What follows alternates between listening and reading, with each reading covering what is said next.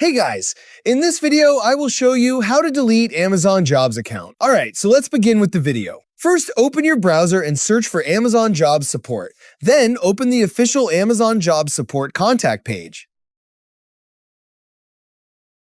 On the support page, click on this drop-down and choose Warehouse or Fulfillment Application Support. Then click on this and select Request Deletion of My Data. Next, choose the contact method you want to use. In this case, select Chat to start a live conversation with support. Enter the email address connected to your Amazon Jobs account and begin the chat session.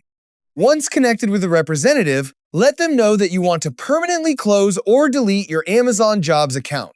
You can send a message like this. Hello, I would like to close and delete my Amazon Jobs account associated with this email address. Please help me with the account removal process. Thank you. After submitting the request, support will guide you through the remaining steps. And that's it.